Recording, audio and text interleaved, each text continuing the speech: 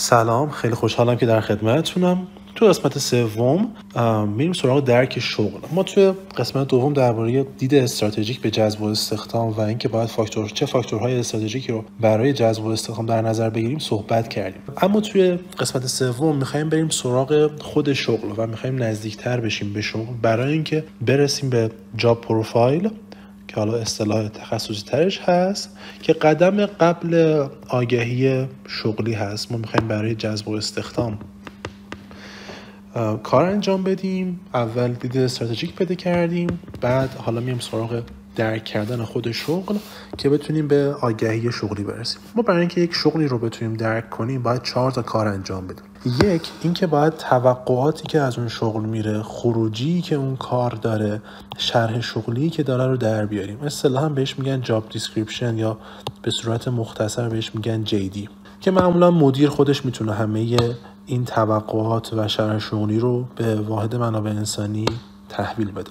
در مرحله دوم نیاز داریم که دانش فنی که برای اون شغل نیاز هست رو در بیاریم، مثل مهارت داشتن روی نرم افزار خاصی، روی انجام کار به شکل خاصی. دانش فنی که برای اون کار نیاز هست رو باید بریم در بیاریم که این رو هم باز مدیر میتونه به ما به صورت کامل تحویل بده. و در مرحله سوم سراغ شرایط احراز رزومه میریم، از نظر شرایط سنی، تحصیلاتی، محل سکونت، جنسیت و موارد این چنینی که اینو هم واحد HR باید کمک بکنه هم مدیر. و در مرحله چهارم سراغ مهارت‌های نرم میریم که بیشتر سهم HR و کمتر سهم مدیر. در نظر داریم که تمام این 4 تا مورد زیر سایه اون برنامه استراتژیک که ما در آوردیم انجام خواهد شد. یعنی اگر ما تو برنامه استراتژیک در آوردیم که باید شرایط سنی پرسنل ما یه عددی باشد، توی تمام جاب پروفایلایی که برای هر موقعیت شغلی در میاریم این کار رعایت میکنه. اگر در آوردیم که باید محل سکونت یک جای خاصی باشد برای کل سازمان، اینو اینجا ما پیش‌فرض لحاظ کردیم. خب برای درک شغل گفتیم اولین گام اینه که ما شرح شغلی اون سمت رو در بیاریم.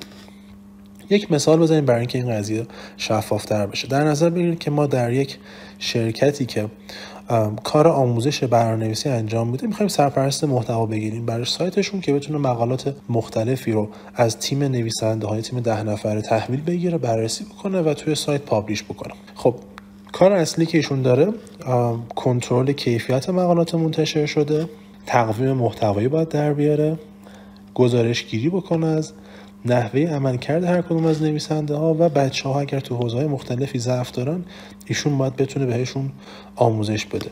ما داریم درباره یک سرپرست محتوا صحبت میکنیم. اینا در نظر داریم که سرپرست محتوا ممکنه در یک سازمان یک سری کار انجام بده، در یک سازمان دیگه یک سری کار دیگه انجام بده. پس اینکه بگیم شرح شغلی سرپرست محتوا همیشه یکسانه، نه اصلا اینطور نیست. بستگی داره به سازمان، به واحد، به شرایط محیطی اون دور و زمانه، همش ممکنه متغیر باشه. پس این شد JD این موقعیت شغلی ما.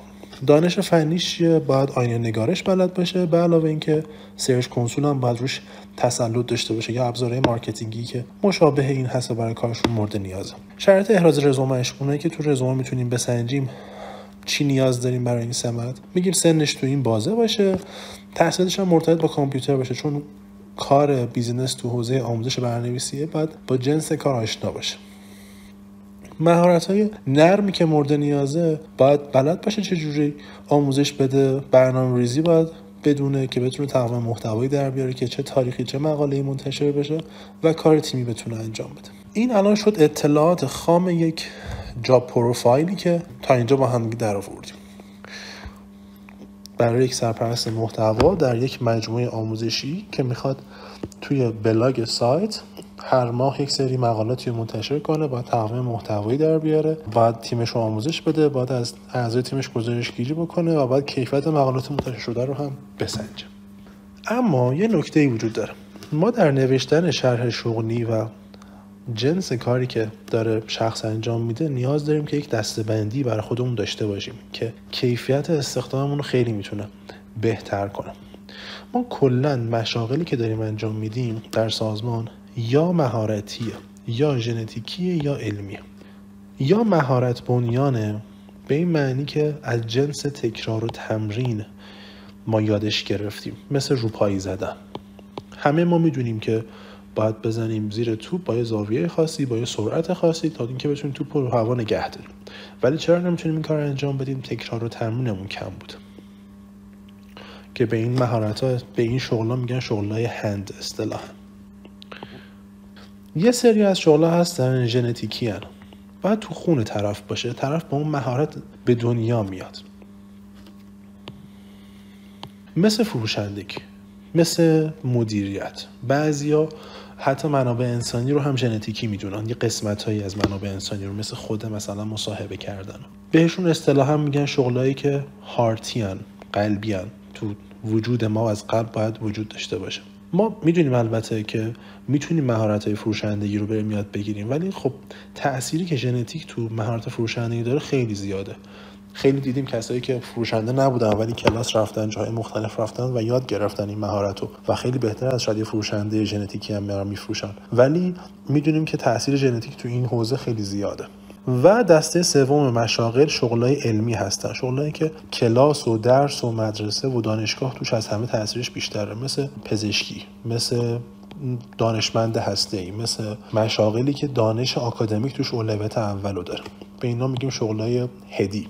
نگاه کنید هر ستای اینها رو میشه یاد گرفت و تغییر داد، ولی خب از همه آسان‌تر بحث علمی هست که شما خیلی راحت‌تر میتونید یادش بگیرید. بعد مباحث مهارتی هست و در نهایت از همه سخت‌تر کارهای ژنتیکی هست.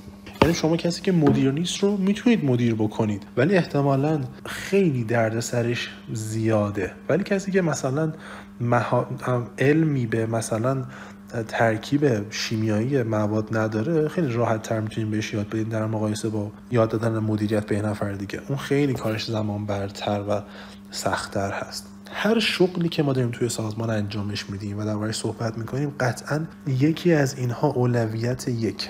هیچ شغلی نیستش که بگیم فقط مهارت بنیانه یا فقط ژنتیکیه یا فقط علم توش اولویته، ولی قطعاً همه مشاغل یکی از اینا توش اولویته. و اگر ما شغلی بیاریم که وزن اینا با همدیگه برابر باشه یا وزن دو تا از اینا با همدیگه برابر باشه، پیدا کردن اون شخص بسیار کار سختی میشه و شاید اصلا نتونیم پیداش بکنیم. نگاه کنید ما پیش دکتر قلب بددهن که طبیعتاً اون توی قسمت ژنتیکیش مشکل داره، توی مهارت ارتباطیش مشکل داره، میریم کارمون رو انجام میدیم. چرا؟ چون اولویت ما بحث دانششه.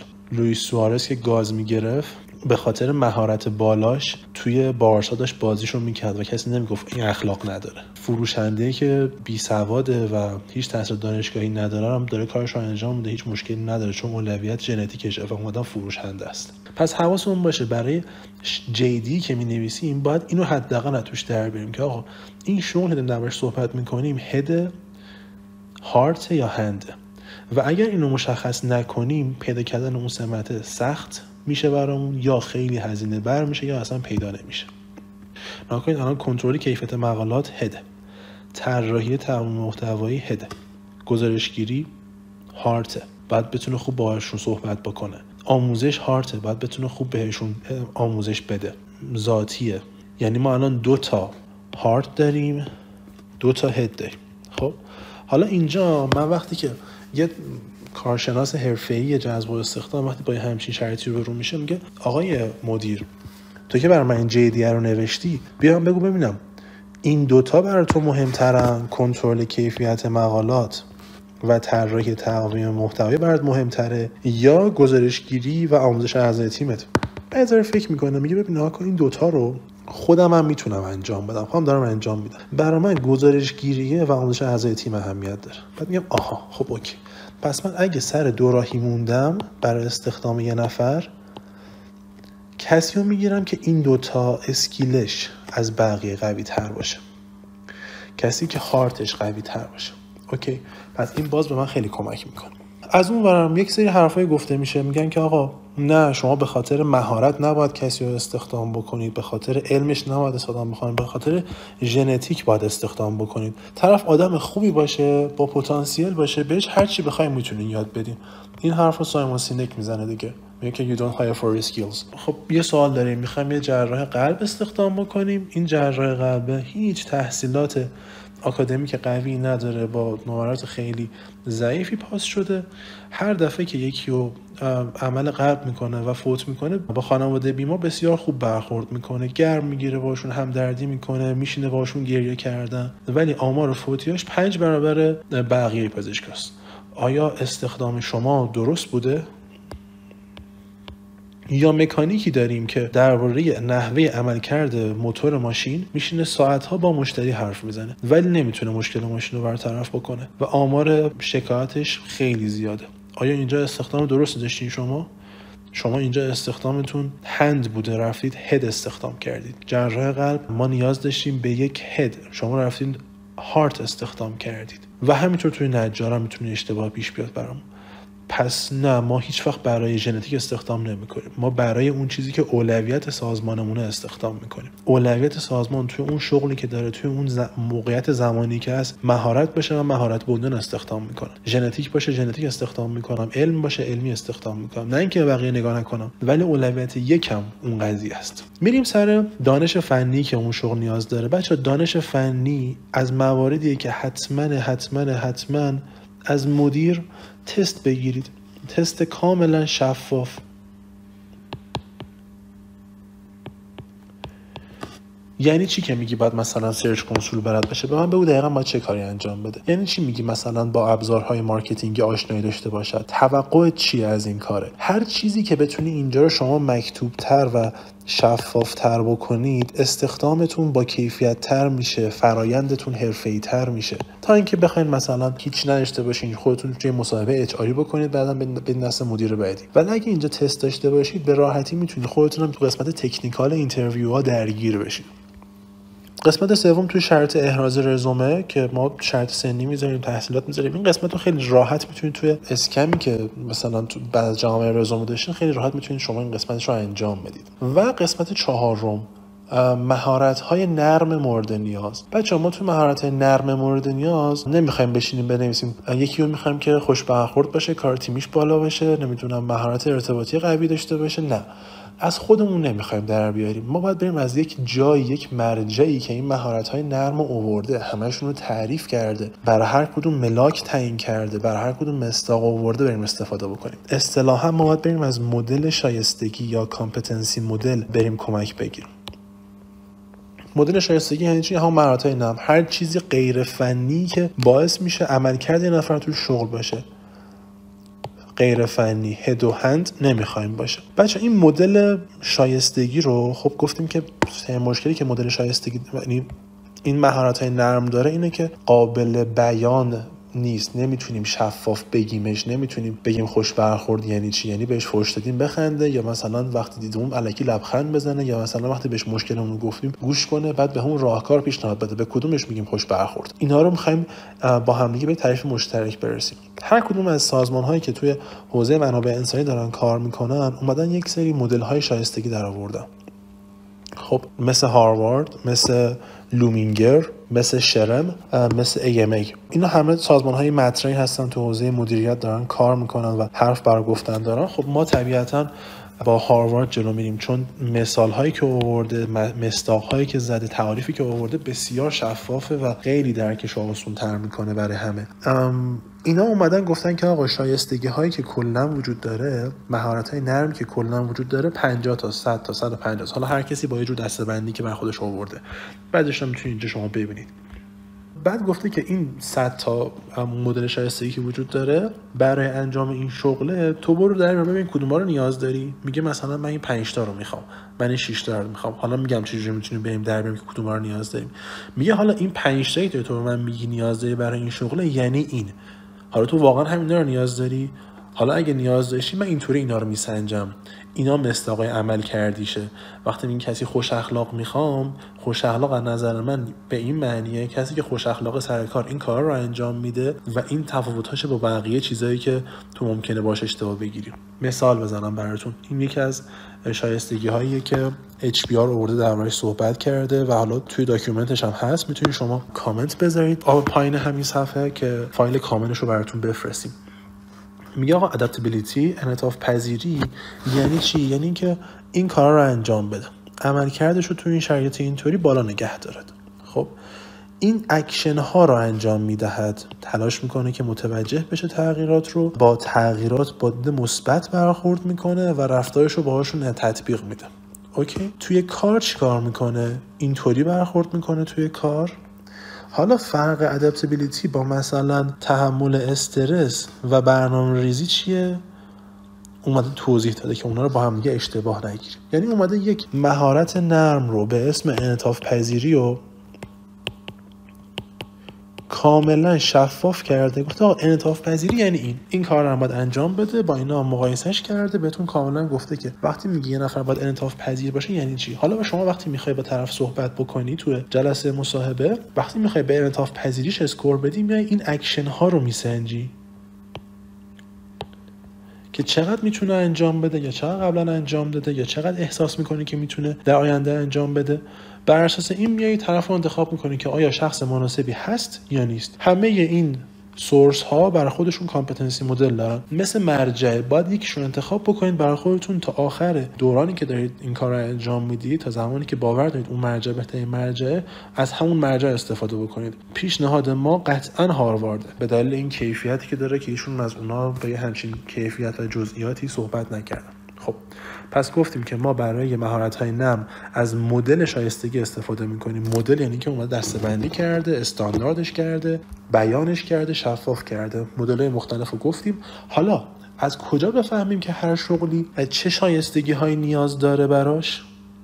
چطور میتونیم بفهمیم که اون شغل چه شایستگی‌هایی برای عملکرد عالیش، عملکرد خوبش واقعا نیازه، چه شایستگی‌هایی براش نیازه؟ 4 تا راه داریم.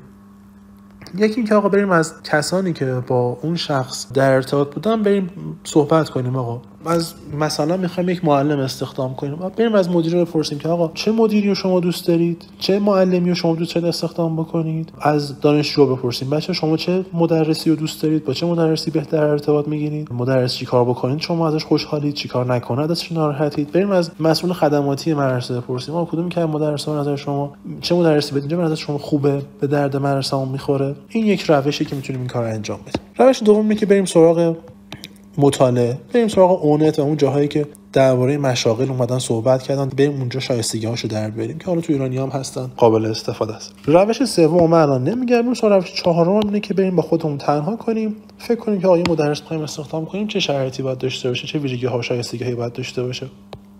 خودمون با خودمون بر اساس تجربه گذشته خودمون. و اما روش سوم که بهترین روش در آوردن شایستگی‌های یک شغله، مهارت‌های نرم یک شغله، من می‌نویسم که این اصطلاحات تخصصی اذیت نکنه، اینه که با شخصی که موفق بوده تو اون موقعیت شغلی بریم صحبت بکنیم، یا بر اساس اون شخص موفق بریم با بقیه صحبت بکنیم. اصطلاحاً GPA بزنیم، Good Performance Analysis بزنیم. یعنی چی؟ یعنی که برم پیش مدیر، برم بگم که آقای مدیر بهترین مدرسی که تا حالا داشتی چی بوده؟ کی بوده؟ میگه که آقا مثلا آقای فلانی بوده، خانم فلانی بوده. خب چرا به اون مدرس میگی بهترین مدرست بوده؟ آخرین باری که کار خیلی باهاش کیف کردی کی بوده؟ بچه‌ها درباره اون مدرس چی میگفتن بهت؟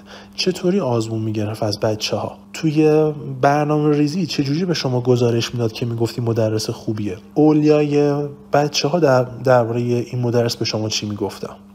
اوکی بود، بررسی کردیم ما هم دیگه. میرسیم دانشجو بهترین استادی داشتین کی بوده؟ چرا بهش میگیم بهترین استاده؟ چجوری بهتون آزمون میگرفت؟ چجوری بهتون نمره میداد؟ اوکی، میریم سراغ معلمایی که باش همکار بودن. بهترین همکاری داشتین کی بود؟ آقای فلانی بود. آقای فلانی چرا از همه به نظر شما بهتر بوده؟ چون مثلا میومده مدرسه، میومده دانشگاه، لسن پلنش آماده بوده، همیشه با لسن پلن میومده سر کلاس. چجوری با دانشجو مثلا برخورد میکرد؟ اون همیشه مثلا وای میستاد، مثلا نیم ساعت بیشتر وای میستاد، سوال بچه‌ها رو جواب میداد. پس من با مرکز قرار دادن یک گود پرفورمر میام تمام موقعیت‌های حساسی که تو اون شغل داشته رو میام میسنجم و سعی میکنم از دل اون بکشم بیرون. مهمترین نکته که این کار داره، من نمیرم مستقیم بپرسم چه ویژگی داشته، میرم دنبال کارهایی که اون شخص انجام داده و نحوه برخورد داشته میرم سوال میپرسم. به خاطر همین خیلی کمک میکنه که من به شایستگی‌های درست و حقیقی برای اون موقعیت شغلی برسم. خب کاری هم هستش که خیلی زمان بره، خیلی هم کار پیچیده‌ایه. خب خیلی وقتا نمیشه انجام داد، چون شما مثلا میخوای توی سازمان میخوای مدیر مثلا مارکتینگ استخدام بکنید، قبلا تو اون سازمان مدیر مارکتینگ وجود نداشته، کی میخوای بری GPA بپرسی؟ خب سخته، به سری وقتا این کار